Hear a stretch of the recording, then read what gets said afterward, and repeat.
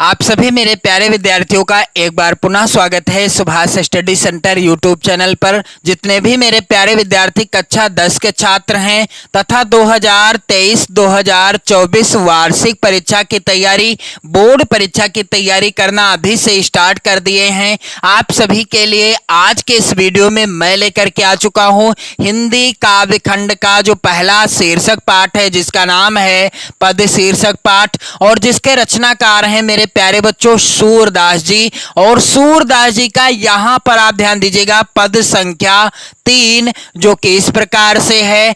किलकत कान्ह घुटुरुवनि आवत, मणिमय कनक नंद कै आंगन, बिंब पकरिबै धावत। इस पद का यानी इस पद्यांश का आज के इस वीडियो में मैं आपको संदर्भ, प्रसंग, व्याख्या और काव्य सौंदर्य बताऊंगा। तो मेरे प्यारे विद्यार्थियों, आपसे निवेदन है एक और कि यदि आपने इसके पहले का पद जो है दूसरा वाला अभिगत गति कछु कहत ना आवे, और जो पहला पद है चरण कमल बंदो हरिराई, इन दोनों पदों से रिलेटेड वीडियो ना देखा हो, यानी इन दोनों पदों से रिलेटेड वीडियो में मैंने प्रोवाइड कराया है इन दोनों पदों का अलग अलग संदर्भ, प्रसंग, व्याख्या और काव्य सौंदर्य। तो आप चैनल की प्लेलिस्ट में जाओ मेरे प्यारे बच्चों, आप चैनल की प्लेलिस्ट में जाओगे तो आपको जो है इन सभी से रिलेटेड वीडियो देखने को मिल जाएंगे। तो मेरे प्यारे बच्चों, यहां पर आपको संदर्भ कैसे लिखना होगा, किसी भी पद या पद्यांश का जब आप संदर्भ लिखते हैं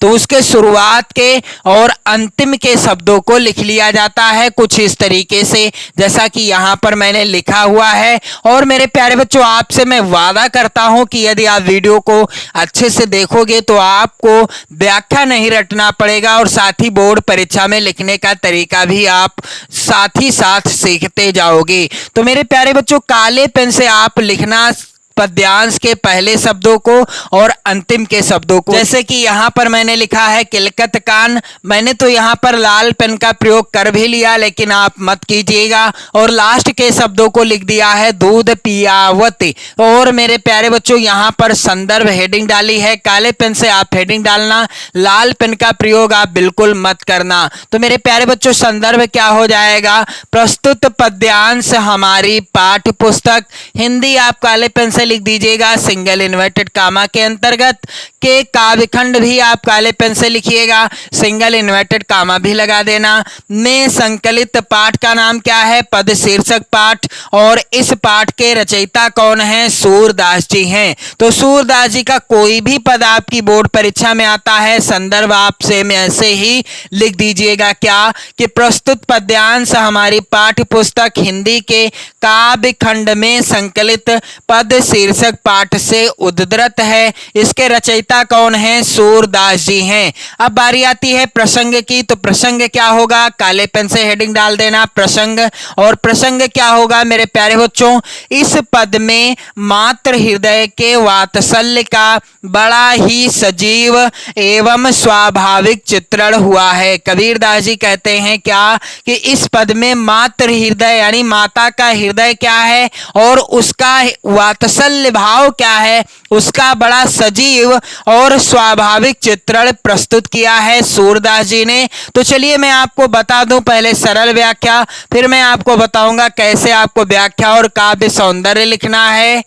सूरदास जी कहते हैं कि किलकत कान गुटुरुवनि आवत। सूरदास जी क्या कहते हैं कि भगवान श्री कृष्ण ने अभी अभी चलना सीखा है, और वह अपने किनके बल, अपने घुटनों के बल, किसके, अपने घुटनों के बल यानी बल चलना सीख लिए हैं। और वह किलकत कान गुटुरुवनि आवत, अर्थात वह नंद बाबा का जो स्वर्ण निर्मित आंगन है उसमें मणियां जड़ी हैं, और उधर से किलकते हुए, किलकत कान घुटुरुवनि आवत, किलकते हुए हंसते हुए बाल कृष्ण घुटनों के बल चले आ रहे हैं। किलकत कान घुटुरुवनि आवत यानी नंद बाबा का जो स्वर्ण यानी सोने से बना हुआ आंगन है और उसमें मड़ियां भी जड़ी हुई हैं, उसी आंगन में बाल कृष्ण कैसे किलकते यानी किलकारी मारते हुए, हंसते हुए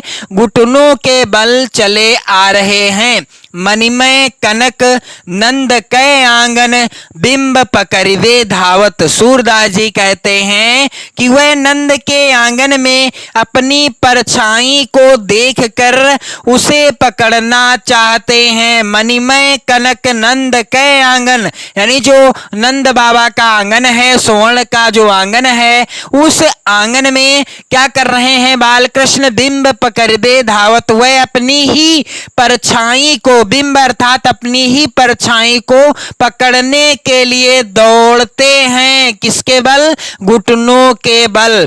आगे सूरदास जी लिखते हैं, कबहू निरखि हरि आप छाह को करि सो पकड़न चाहत। कभी भगवान श्री कृष्ण अपनी ही परछाई को देखते हैं और करि सो पकड़न चाहत, और उसे अपनी हाथों से यानी अपनी ही परछाई को अपने हाथों से पकड़ना चाहते हैं। किलकी हसत राजत द्वय दतियां पुनि पुनि तेहु ही अवगाहत। सूरदास जी कहते हैं कि जब भगवान श्री कृष्ण किलकारी मारकर हंसते हैं तब उनके दो दांत बहुत सुंदर लगते हैं। किलकी हसत राजत द्वय दतियां पुनि पुनि तेहि अवगाहत। सूरदास जी कहते हैं कि जब भगवान श्री कृष्ण किलकारी मार कर हंसते हैं, किलकी हसत राजत द्वय दतियां पुनि पुनि तेहि अवगाहत, और साथ ही साथ तब वह उनके जो दो दांत हैं बहुत सुंदर लगते हैं तथा वह बार बार उन दांतों को दिखाते और छिपाते हैं। पुनि पुनि तेहि अवगाहत। आगे सूरदास जी कहते हैं कि कनक भूमि पर कर पग छाया यह उपमा इक राजत। सूरदास जी कहते हैं कि उस सुवर्ण भूमि में श्री कृष्ण के हाथ पैर की परछाई कनक भूमि पर कर पग छाया, यानी कनक भूमि यानी सुवर्ण का निर्मित आंगन था, और उसी आंगन पर यानी उसी आंगन में किसकी? भगवान श्री कृष्ण के कर यानी हाथ की, पग अर्थात पैर की छाया क्या हो रही है? यह उपमा इक राजत। यह उपमा इक राजत अर्थात उनके हाथ पैर की परछाई कमल के समान बहुत सुंदर दिख रही है। कनक भूमि पर कर पग छाया यह उपमा इक राजत, करी करी प्रतिपद प्रति मन वसुधा कमल बैठकी साजत। सूरदास जी कहते हैं कि ऐसा लगता है कि पृथ्वी ने प्रत्येक हाथ रखने तथा पैर रखने के स्थान पर करी करी प्रतिपद प्रति मन वसुधा कमल बैठकी साजती, अर्थात पृथ्वी ने क्या किया है? पृथ्वी ने प्रत्येक हाथ रखने तथा पैर रखने के लिए कमलों के आसन सजा दिए हैं। किसके? कमल बैठकी साजत, यानी कमलों के आसन सजा दिए हैं। सूरदास जी आगे कहते हैं कि बाल दशा सुख निरखी जसोदा पुनि पुनि नंद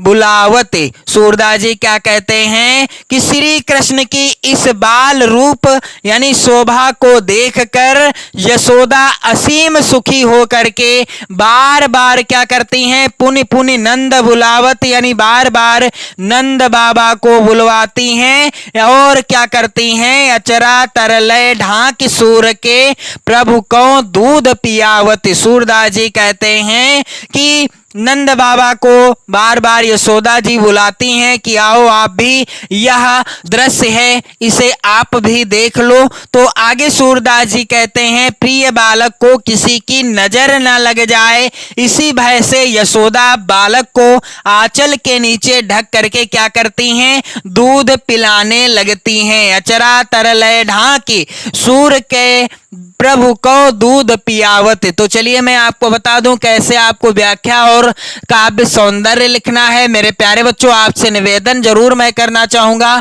कि आप इस वीडियो को ज्यादा से ज्यादा शेयर कर दें अपने सभी इष्ट मित्रों में, और आप चैनल के साथ जुड़कर 2023-2024 वार्षिक परीक्षा की बेहतर तैयारी कर सकते हैं।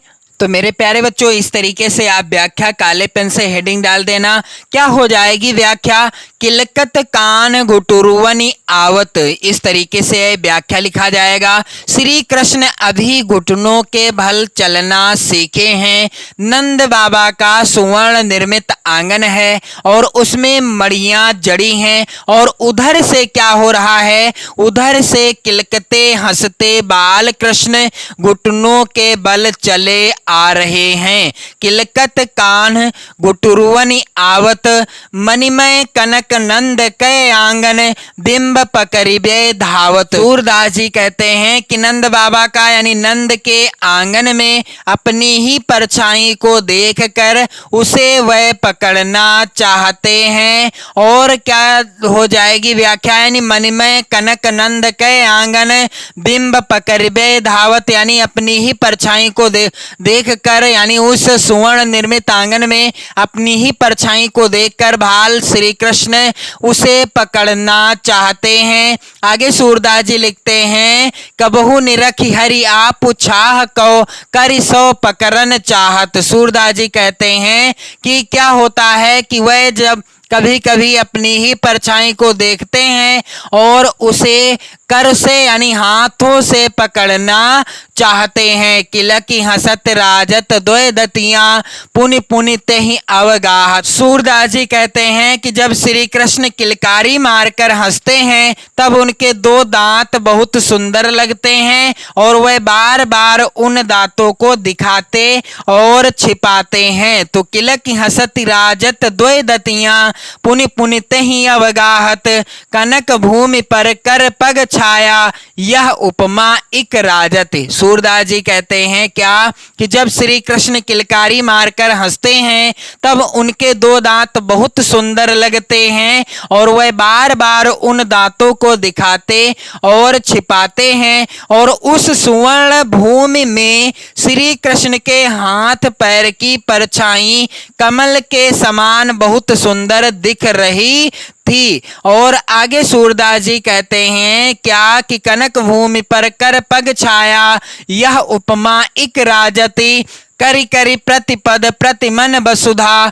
कमल बैठकी साजत। क्या हो जाएगी व्याख्या, ऐसा लगता था, ऐसा क्या लगता था कि ऐसा लगता है कि पृथ्वी ने प्रत्येक हाथ रखने तथा पैर रखने के स्थान पर प्रत्येक मणि में श्री कृष्ण के बैठने के लिए कमलों के आसन सजा दिए हैं। करी करी प्रतिपद प्रतिमन वसुधा कमल बैठकी साजती, बाल दशा सुख निरख जसोदा पुनि पुनि नंद बुलावती। सूरदास जी क्या कहते हैं क्या कि श्री कृष्ण की इस बाल रूप यानी शोभा को देखकर यशोदा असीम सुखी होकर के बार बार नंद बाबा को बुलाती हैं और नंद को वह सुंदर रूप दिखाती हैं। कौन सा, बाल श्री कृष्ण का वह सुंदर रूप दिखाती हैं। आगे यहाँ पर क्या कहते हैं सूरदास जी कहते हैं, अचरा तरलय ढाक सूर के प्रभु को दूध पियावत।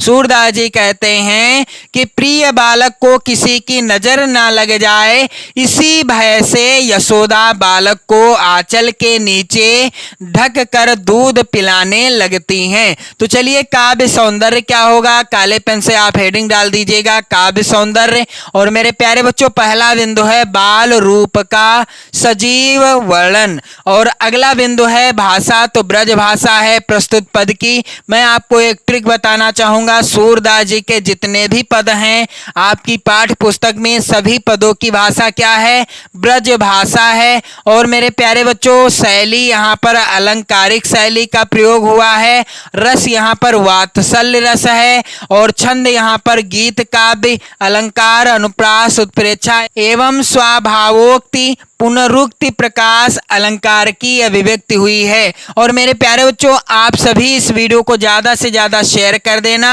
और साथ ही मैं आपको बता देना चाहता हूं कि काव्य सौंदर्य भी बता दिया मैंने। और इसके बाद जो अगला पद्यांश है चौथे नंबर का पद्यांश, मैं अपनी सब गाय चरई हूं प्रात होत बल कै संग जई हूं तेरे कहे न रही हूं, इसका मैं आपको अगले वीडियो में संदर्भ सहित प्रसंग और व्याख्या बताऊंगा, तो आप सभी लोग वीडियो को ज़्यादा से ज़्यादा शेयर कर दें और आप सभी लोग अपनी पढ़ाई करना भी स्टार्ट कर दें 2024 की बोर्ड परीक्षा के लिए। तो पढ़ते रहें, मस्त रहें, स्वस्थ रहें। जय हिंद।